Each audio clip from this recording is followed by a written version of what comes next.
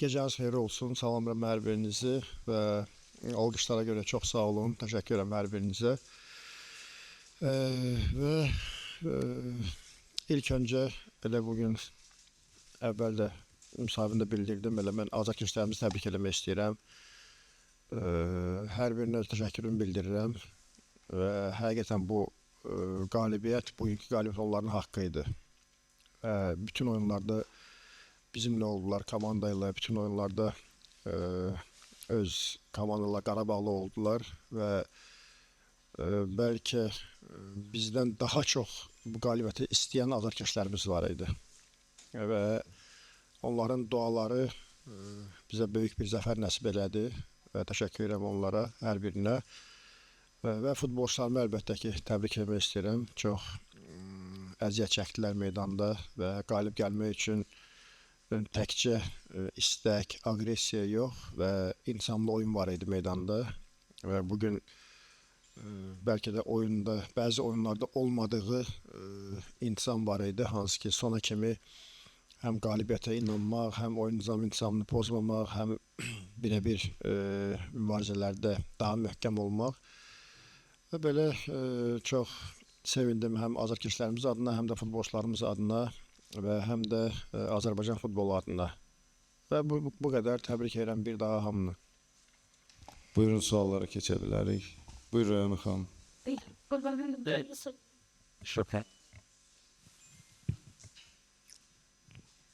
Təbrik edirəm Qurban müəllim.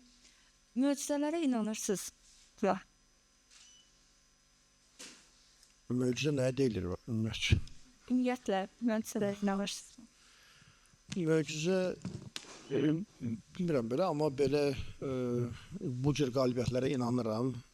Çünki yəni dünya praktikasında, dünya futbolu praktikasında bunu görmüşük. Hansı ki zəif komandalar, sayılan komandalar böyük komandalara qalib gəlib.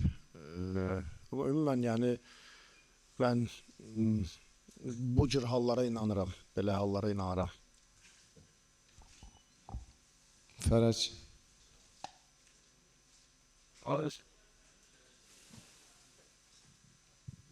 Axşamınız xeyir. Qurban müəllim, təbrik edirəm həm qələbə münasibətindən, həm də belə daha bir üst level adladınız. Yəni Onxal püşkatlarında rəqiblərə baxdıqca şəxsən mənə görə ən çətin rəqib idi. Yəni baxmayaraq ki, Chelsea var, Liverpool var, Alman komandaları ən uğursuzlar və ümumiyyətlə onlara qarşı oynamaq çox çətindir. Alman maşını deyirlər son dəqiqələrə qədər. Bugün Qarabağ əksinə olaraq son dəqiqə qolları ilə Alman klubunu üstələdi. Necə hazırlaşmışsınız oyuna ümumiyyətlə ümumi olaraq ki, bu nəticəni qazanmaq üçün? Mən Antalyada hazırlıq oyunlarından sonra fikirlərini bildirmişdim ki, futbolçularımla çox razıyam, çox yaxşı bir hazırlıq keçdik və sadəcə bildirmişdim ki, bir oyun da əlavə oynasaydıq, daha komanda optimal formada olardı. Və hazırlaşmaq, inanın ki, bu günləri, düzdür, vaxtımız az oldu, amma bizim özümüzün, belə deyək, üstün cəhətimiz nədirsə, maksimum onu yaxşılaşdırmağa çalışdıq. Maksimum onun üzərində bütün məşqlərimizi etdik və rəqibə görə bir neçə əlavə xırda detallar əlavə eləmişdik və şükürlər olsun Allah sanki alındı və mən fikirlərimdə bildirmişdim ki, komandam yaxşı hazırlıq keçib və ən azından biz çalışacağıq ki, azarkeşlərimiz üçün baxımlı futbol oynamağa. Və bugün də qalibiyyət öz yerində, bəli, çox gözəl 3 qol vurmaq rəqib qapısına, bu möhtəşəm, amma bunu yaxşı oyunla əldə eləmək və yaxşı hücumlarla bunu əldə etmək, bu böyük bir, mənim üçün məsələn sevindirici bir haldır, bir məşqçi olaraq.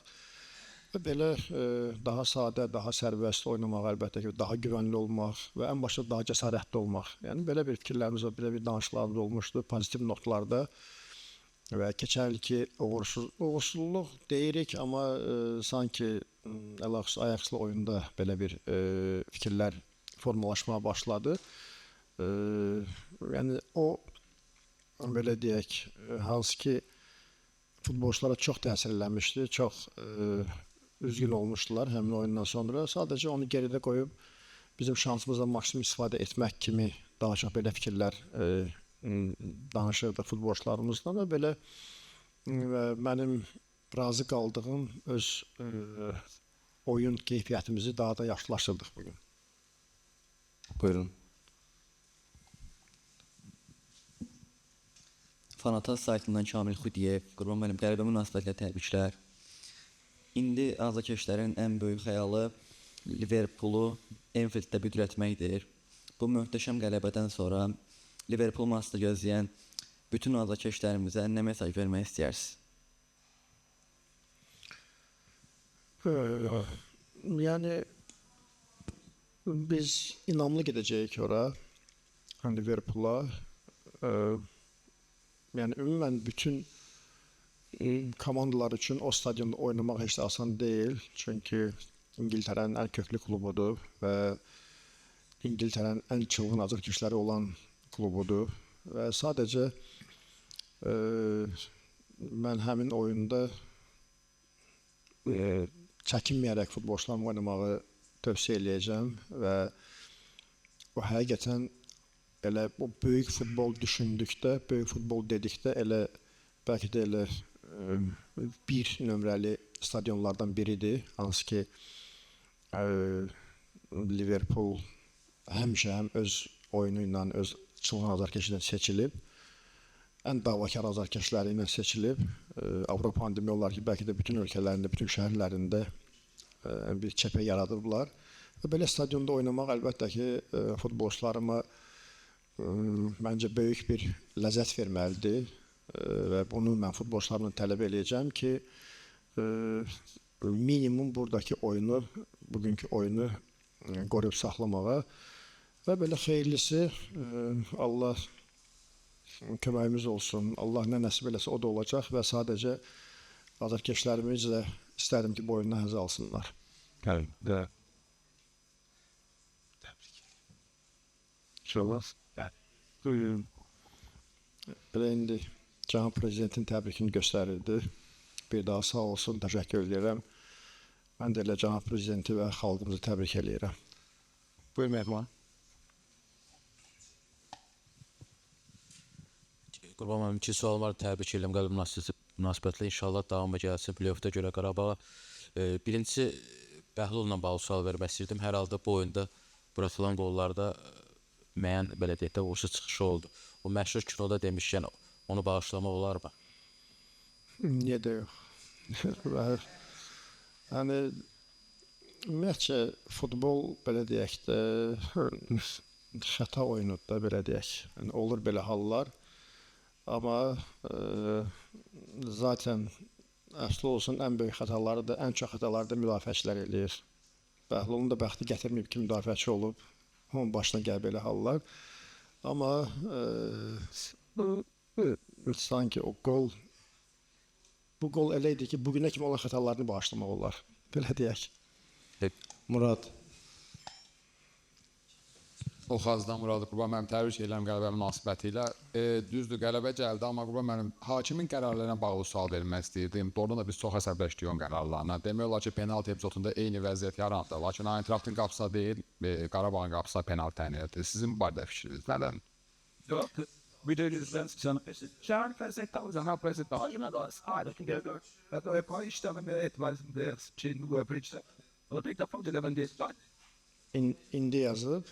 Siz oxuya bilərəm. Buradan hakimin ədalətsiz və qərəzli qərarlarına baxmayaraq haqq ədalət öz yerini tapdı. Birinci dəfə deyil ki, UEFA tərəfindən təyin edilən hakimlər ədalətsiz və qərəzli qərarlar ilə Qarabağın qələbə yolunu kəsməyə çalışılır. Ümid edirəm ki, UEFA bu hakimin kimin tərəfindən təyin olmasına aydınlıq gətirəcək. Prezidentin şahid. Məncə yəni əlavə şərhə ehtiyac yoxdur.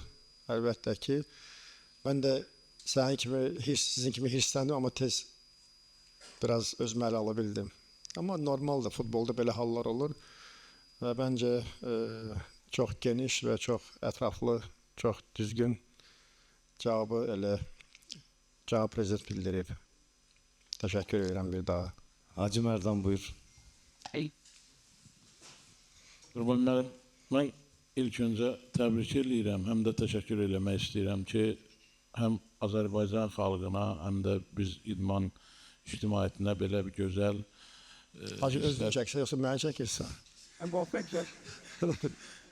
sizi istər yaşatdığınız üçün. Sualım isə belədir ki, mən buna oxşar sual vermişdim sizə keçən dəfə. Futbolu olmayan bir ölkənin təmsilçisi olaraq dünyanın ən güclü klub turnirində sona bir tur qalmış Barcelona kimi komanda ilə eyni xalı toplayıb və eyni sırada olmaq, bugün Almaniyanın klubun buradan əlboş yola salmaq necə bir hissdir?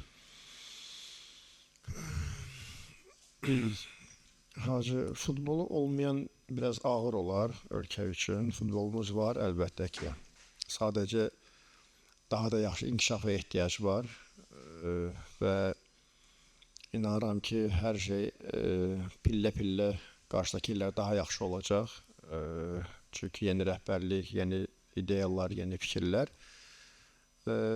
O ki qaldı, o sıralarda olmaq, belə böyük komandalarla eyni xalda olmaq, əlbəttə ki, buna ancaq qürur vericidir və mən həmişə fikirlərini bildirmişəm ki, ümumiyyətcə, hər bir böyük qalibiyyət gələcəyə böyük ümid verir və gələcəyə böyük inam verir.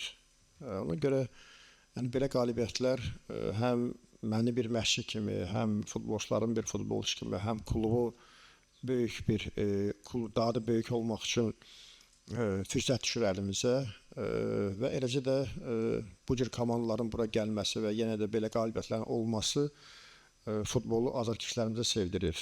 Və futbolu da sevib stadiona gələn azarkeşlər olduqda, yəni orada nəticə belə deyək, Allah bizim istəyimizə görə verir, bir də azarkeşlərin istəyinə görə verir, biraz cəm şəkildə yaxşı qalibiyyətlər olur. Buyur Elvin. Qurban mənim təbrik edirəm, doğrudan böyük qalibiyyətdir. Bəlkə sual biraz sentimental ola bilər, amma reallıqdır. Bu meydanlarda biz bir addımladıq, bir yaşlanırıq. 5 il, 8 il, 10 il, 12 il qabaq deyirdiniz ki, belə komandalarla oynamaq, mübarizə aparmaq üçün bizə illər lazımdır. Bugün hansı fikirdəsiniz? Mən yenə öz fikirlərimdə qalıram. Çünki yəni Avropa futbolu bizdən daha çox və daha sürətlə inkişaf eləyir. Sadəcə ümumi oyunların gedişatına baxsaq, bizim çatışmazlıqlarımız daha çox görünür nəinki rəqibin.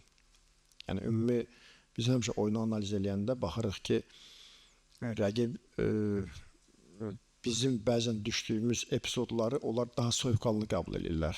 Onlar daha bəzən düzgün qərarlar verə bilirlər. Çünki onlar illər boyu o tempdə oynayırlar, illər boyu o azarkeş baskısında oynayırlar. Yəni bugün də öz fikirlərimdə qalıram və mən sadəcə mənim üçün oyundan qabaq da dünən də səhv etmirəmsə fikirlərimdə bildirdim ki, bizim bir qalibiyyətimiz olsun, amma biz özümüz öz oyunumuzla o qalibiyyət əldə eləyək.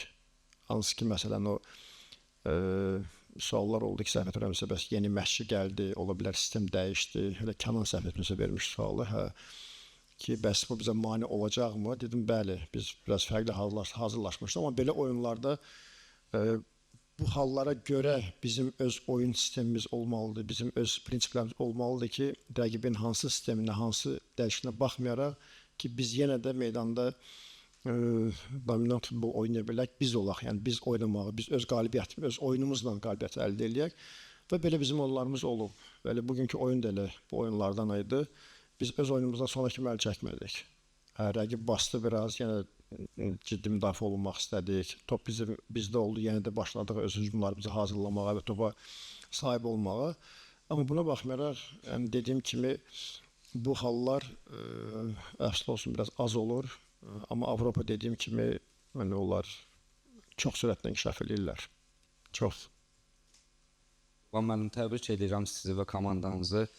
Mənim 2 sualım olacaqdı. Birincisi, oyun zamanı Elvin Cəfərquliyev bir dəfə deyəsən oyun dəyişilmək istəmişdi. Zədəsi ilə bağlı, yəni zədə ola bilərmi? Liverpoolun oyuna çıxacağımı. Bir də dünənki mətbuat konfransında Montiel ilə bağlı siz açıqlama vermişdiniz, bildirmişdiniz ki, hələ tam hazır formada deyil və amma bir start heyətdə çıxmışdı oyuna. Bununla bağlı hissiyatını fikirlərinizə bölüşəsiniz. Elvinlə bağlı yox, sadəcə biraz yorulduğunu bildirdi. Ona görə dəyişdirmək istəyirdi. Mən də biraz fərqli cavab verdim. Montielə gəldikdə yəni bu yenə də onun potensialı deyil, daha artığına qadirdir. Yəni bu cür oyun bir 2 il ərzində birinci oyunundakı belə bir 80 dəqiqə səhv etmirəmsə meydanda oldu, 81 dəqiqə. Yəni ilk dəfə idi ki, belə bir tempdə, belə bir rəqibə qarşı belə məsuliyyətli oyuna çıxmışdı. Amma özünü çox yaxşı tərəfdən göstərdi. Amma hiss olunurdu ki, hələ o dinamikanı sona kimi qoruyub saxlamağa hazır deyil. Amma öz xarakteri hesabına lazım gəldikdə, lazım olduqda o özündə güc tapırdı. Mən əminəm ki, bizim çox futbolçularımız əgər 2 günə bərpa olunacaqsa, bunda minimum 3 gün olacaq. Yəni bu daha dediyim kimi o bu cür oyunlarda az olduğu üçün onun bərpasına ola bilər ki, daha çox ehtiyac olsun, daha çox vaxt, zaman lazım olsun.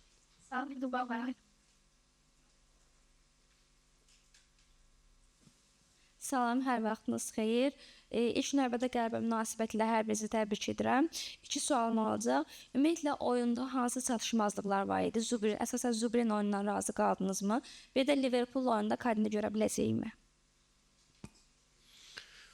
Belə oyundan sonra çatışmazlıq demək biraz düzgün olmaz.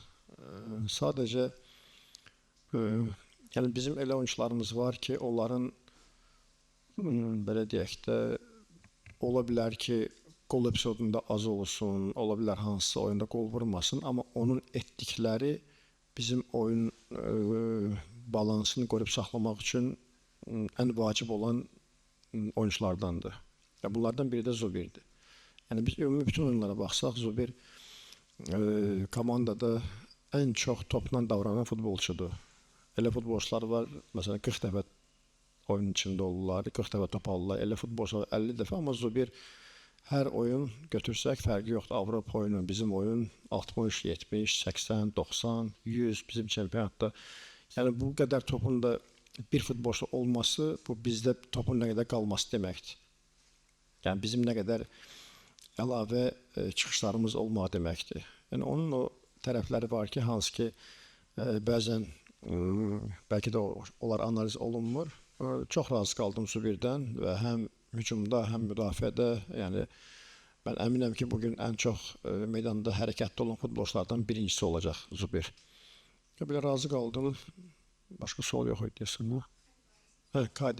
Kadi yox, böyük ihtimal oynamayacaq, çünki Antalya'da başlamışdı, komanda ilə məşqlərə fərdi. Hələ biraz ayağında ağrı var, ona biraz vaxt lazım olacaq hələ.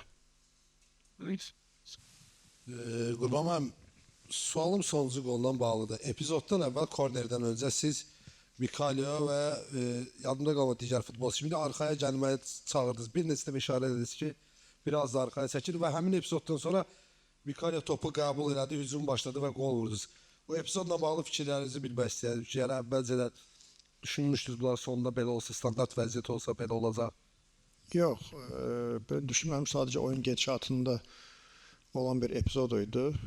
Yəni əvvəlki kornerlərdə yəni qabaqda oyuncu saxlamırdılar. Birdən-birə 2 oyuncu mərkəzdə qaldı. Ona görə mən bir Kaşku göndərdim, bir oyuncu birə-bir. Bir də Elvin qaldı səhv etmirəmsə. Sadəcə risk olmasın deyə Mikalyonu biraz geriyə çağırdım ki, sığortalaya bilsin. Mən düşünməmişdim sadəcə. Qurban müəllim, salamlayıram. Hər vaxtınız xeyir olsun. Dəyanət İmanoğlu, CBC Sport. Qurban müəllim, həm sizi, həm komandanızı təbrik edirəm. Tarixi bir qələbə idi. Sözün açığı, o qədər xoşbəxt və sevincliyəm ki, oyun barədə analitik olaraq nəsə bir sual verməyəcəm. Sadəcə sizə sualım belədir. Azərbaycan futbolu üçün, Azərbaycan xalqı üçün siz nə etdiyinizin fərqindəsiniz? Allah həmişə sevindirsin səni. Allah elə həmişə xalqımızı sevindirsin və inanın ki, belə bir nə etmişəm deyə belə bir fikrim yoxdur. Və sadəcə həmişə bir fikrim olub ki, yəni bir Azərbaycanlı kimi üzərimə hansı məsuliyyət düşürsə onu layiqincə yerinə yetirim. Başqa belə bir düşüncəm olmayıb və o da yəni, mənim borcumdur, mənim vətənimdir. Yəni hər birimizin üzərinə bir borc düşür. Yəni ki, onu layiqincə yerinə yetirməliyik. Zülfiyə xanım.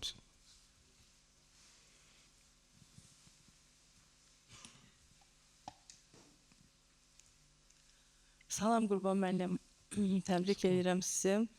Oyunun sonunda Elvin qaça-qaça gəldi, sizin boynunuza sarıldı və nəsə deyəsən sizin qulağınıza pıçıldadı. Sir deyilsə deyə bilərsiniz, Moizə nə dedi, siz ona nə dediniz? Nasıl eşitmədim. Bəlkə də elə yəqin nəsə deməyib, elə siz demiş, elə pıçıldayıb yəqin nəsə belə. Amma biraz axır vaxtlar belə deyək ki, Elvini biraz çox sıxırdım, çox danlayırdım, düzün desəm. Və ümumən bugünkü oyuna görə yox, yəni mənə elə gəlir ki, bugün Elvinin ən intizamlı, ən belə deyək, təcrübəli oyunlarından biri idi və birincisi idi. Çünki həmişə biz Elvində müdafiədə səhvlər çox görmüşük və yaxud hücumu getdikdə biraz müdafiəyə lənq qayıtmağını görmüşük və hansı ki bu mən həmişə özümə bildirirdim ki, bu biraz məsuliyyətsizlik kimi görünür kənardan. Amma bugün onu tam onu sanki bir təcrübəli bir futbolçu kimi gördüm və mən onu başa düşürdüm. Sadəcə biraz gücünü düzgün bölüşdə bilmirdi. O qədər cəsarətli hücuma gedir ki, yəni hər hücumda, hər qurulan hücumda iştirak edir. Amma bugün bildirmişdim ki, yəni biz elə tam hazır deyilik, biraz gücümüzü düzgün bölüşdürməyi bacarmalıyıq meydanda. Və əlaqəsi bizim sağ-sol müdafiəçilərimiz üçün, çünki onların üzərində çox böyük güc, çox böyük məsuliyyət düşürdü. Və belə ona görə yəqin axır həm məşqlərdə biraz razı idim ondan, həm oyunun gedişatında da birinci hissədən sonra da öz fikirlərimi bildirmişdim. Yəqin görüb ki, razıyam özündən, ona görə gəlib qucaqlayıb. Gülnar xanım. Salam, bir daha axşamınız xeyir, təbrik edirəm. Qurban müəllim, sizi qalib gələn kimi hamı tərifləyir, məğlub olan kimi hamı pisləməyə başlayır.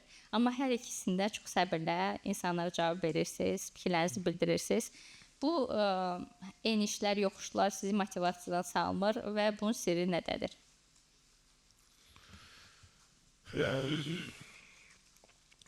İnanın ki, heç istəmərəm ki, məni tərifləsinlər.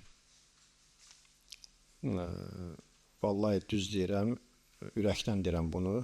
Çünki elə əvvəlki suala cavab verdiyim kimi, mən sadəcə öz işimi görməyə çalışıram, üzərimə düşən vəzifəni çalışıram, məsuliyyətini yerinə yetirməyə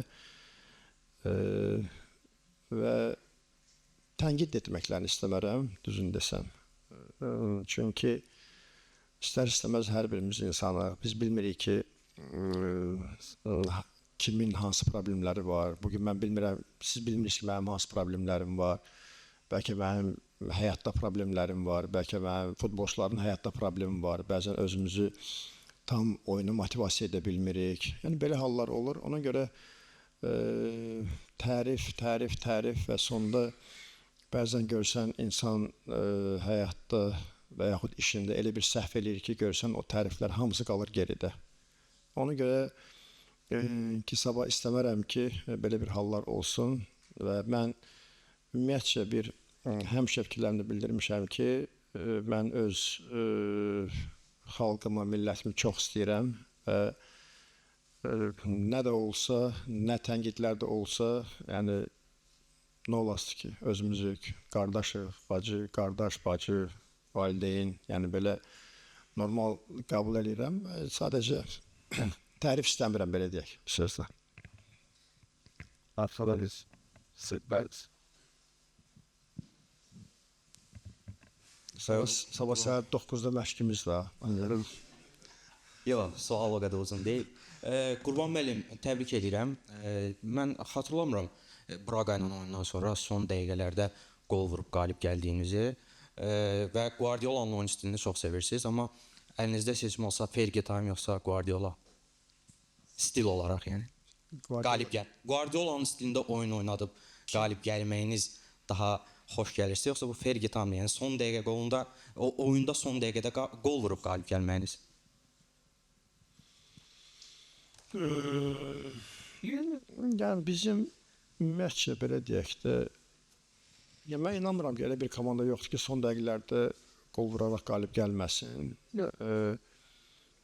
Və əlaqəsi biz bunu İngiltərə Premier Liqada görürük, yəni orada bu daha çox təkrarlanır. Və mənim üçün oyun çox vacibdir. Əvvəl də qeyd elədiyim kimi, bir var, 1-2 qalibiyyətimiz olsun, dediyim kimi, məsələn, son dəqiqələrdə vuraq, amma 10 məğlubiyyətimiz olsun.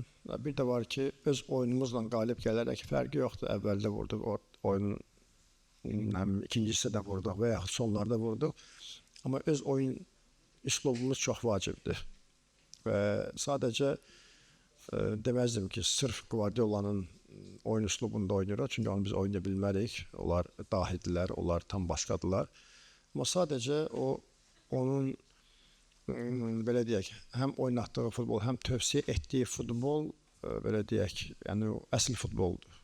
Çünki biz əgər futbolu topla oynayırıqsa, biz çalışmalıyıq topa düzgün sahib olmağa, oyunla düzgün davranmağa. Yəni bu futbolçularımız üçün çox vacibdir.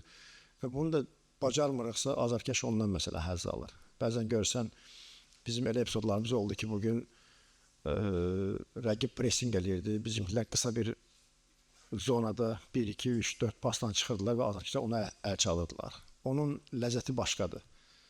Ona görə belə yaxşı oyunla qalib gəlmək əlbəttə ki, bu böyük bir üstünlükdür.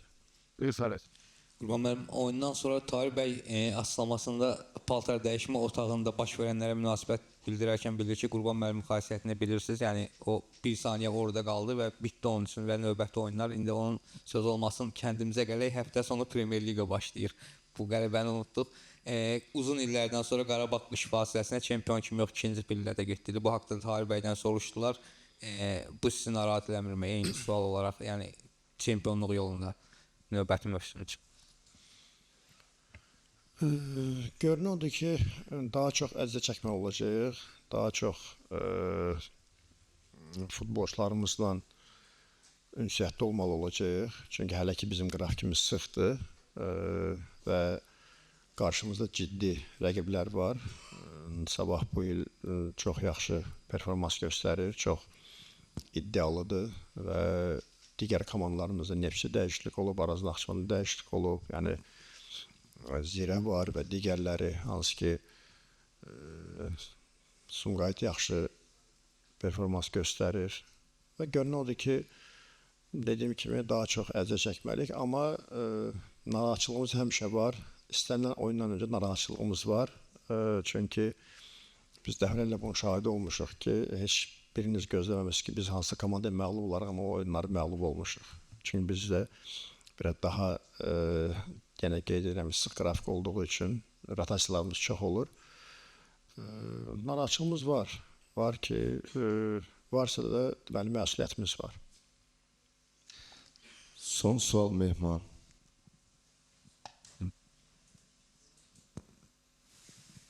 Qurban müəllim, Avrokuboklar ikinci mövsümdə yeni formatda keçirilir. Yəni bu dəfəki turnir daha çətin, güclü rəqiblər, amma Qarabağ daha yaxşı çıxış edir. Yəni hazırlıq prosesində nəyə xüsusi diqqət yetirilməlidir? Yəni hansı nəticəni çıxartdınız ki, bu mövsüm daha uğurlu çıxışa şahid olur?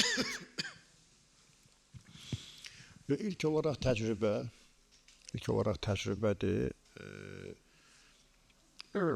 Digər tərəfdən məsuliyyət, yəni turnirin çəkisi ümumiyyətcə belə deyək, artdıqca məsuliyyət daha da çoxalır. Bunlar çox vacib. Deməli, məşqlərimizdə biz daha çox çalışmalıyıq. Deməli, məşqlərimizdə biz daha keyfiyyətli olmalıyıq. Və digər tərəfdən futbolçuların sağlamlığı çox vacibdir. Biz bəzən vacib oyunlar olub ki, biz həmin oyunlarda yenə rotasiyalar eləmişik ki, futbolçularımızı sağlam qoruyub saxlamaq üçün. Bu bəzən futbolçunun xoşuna da gəlir, xoşuna da gəlmir. Bəzən futbolçu daima bütün 90 dəqiqə bütün oyunları oynamaq istəyir. Nə qədər xoşuna gəlməsə də biz onları hansısa bir oyunlarda bəzən qoruyub saxlayırıq. Yəni bu ümumiyyətcə futbolçuların belə deyək, sağlam olması yəni çox önəmlidir. Biz bəzən digər komandaların ümumiyyətcə zədəllərinə baxırıq. Bugün baxsaq biz Manchester City və yaxud Liverpool olsun və yaxud digərlər düz onlarda məsələn say həddindən artıq çox futbolçuların görsən 8, 10, 12 zədəli futbolçuları olur. Hər belə oyunlardan sonra, böyük oyunlardan sonra. Ona görə biraz bizim üçün çox vacibdir ki, futbolçularımızı sağlam qoruyub saxlamaq ki, çox da yorğun olmasınlar. Çox sağ olun, gecəniz xeyrə qalsın. Çox sağ olun, təşəkkür edirəm.